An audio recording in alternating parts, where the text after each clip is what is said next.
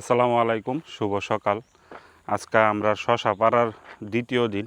গতকালকে আমরা পারছিলাম 240 কেজি। এই যে আজকে দ্বিতীয় দিনে আমরা রয়েছে 550 কেজি, 11 বাকুল, এক বাকুলের মধ্যে 50 কেজি করে আছে আর কি। আর এখন শশার দাম অনেক কম, মাত্র 70 পয়সা কেজি। এই যে সাইজ অনেক ছোটো ছোটো পারতে হইতেছে। যদি এখন বড় সাইজ পারি তাহলে আর পাঁচারও নিত না। যখন দাম একটু বেশি হয় তখন একটু সাইজটা বড় করলেও পাঁচারও নেয় বা কমপ্লেন দেয় না। এখন যদি বড় সাইজ পারি তাইলে পাঁচার থেকে বিভিন্ন কমপ্লেন দিব, চলতো না বা মাল নিত না, এই বহুত ধরনের দুন্দুর বন্দুর করে আর কি। তো সাইজ যার কারণে ছোটো পারতে হইতেছে।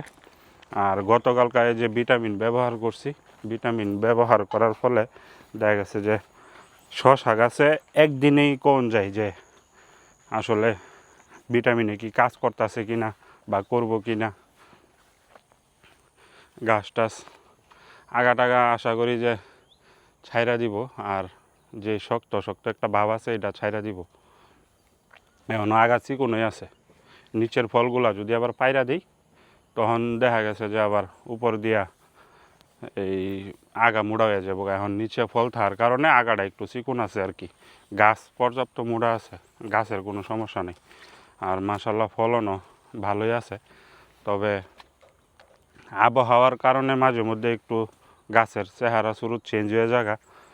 অনেক সময় দেখা গেছে যে এখন যে বয়সটা, এই বয়সটার মধ্যে গাছ অলরেডি এইরকম অর্ধেকের মধ্যে থাকে, আর ইচ্ছা মতে এই কানি ডুকা থাকবো, গাছটা দেখতেও কেমন মানে একটা ভাল লাগে আর কি।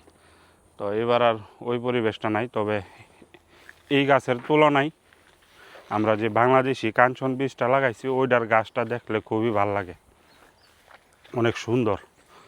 আর আজকা এখন কি তোমরা ইয়া করতেছো, এই পাতা ফালাইতেছো নাকি কানি ডুগা সাইড করতেছো? আগা ফিরানি তো আগাডি ফিরাইয়া পরে ওই যে এটার গাছটি কাটতে লাগানো লাগবো।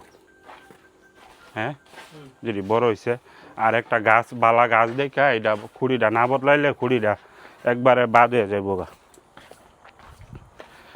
যে কোনো মুহূর্তে এটা ভাঙ্গা পড়তে পারে।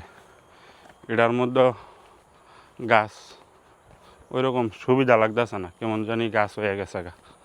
তো 2-3 দিন গেলে বুঝুন যাইব আর কি যে আসলে কি হইব।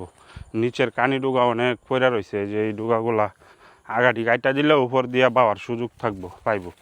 এখন এডিয়ে তো কোনো কাজে লাগতেছে না, এডি কাইটা কাইটা দিলে উপর দিয়া পাওয়ার সুযোগ পাইলে উপর দিয়া পাইয়া যাবো গা।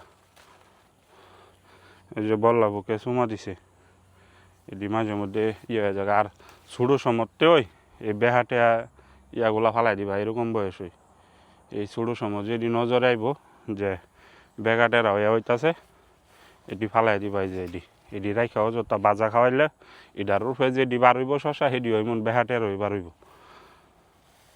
শশা যদি একটা সোজা থাকে এটার পরবর্তীতে শশাটাও সোজা হইবার। অনেক সময় বেহাটেরা বাড়ইবার কারণ হইতাছে গিয়ে যে নিচে তার দুইটা শশা ইমুন, তখন ইডিয়ে ভাজা খাইয়া উপরেরটারে আর ইয়া দেয় না। আর যে শশাটা কিন্তু বেহাটেরা এটাই কিন্তু ভাজা খা বেশি। এই যে এই ছোটো ছোটো এটি ফালাই দিন লাগবো, ভাজাটা পর্যাপ্ত হয়ে গেলে কই এদিক দিয়ে আবার আলহামদুলিল্লাহ ঠিক আছে, গাছের আগা টাগা সব কিছুই ঠিক আছে, ঠিক হয়ে যাবো ইনশাল্লাহ 2-3 দিন গেলে।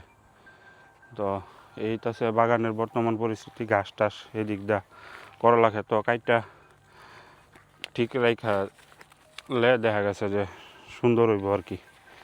তো শশা ক্ষেত ঠিক আছে, এখন করলা ক্ষেতে কিছু কাজ কাম আছে, ওই গাছটি কাটার পরে ইনশাল্লাহ আমরা শুরু করবো। তো ভালো থাকবেন, সুস্থ থাকবেন, দোয়া করবেন।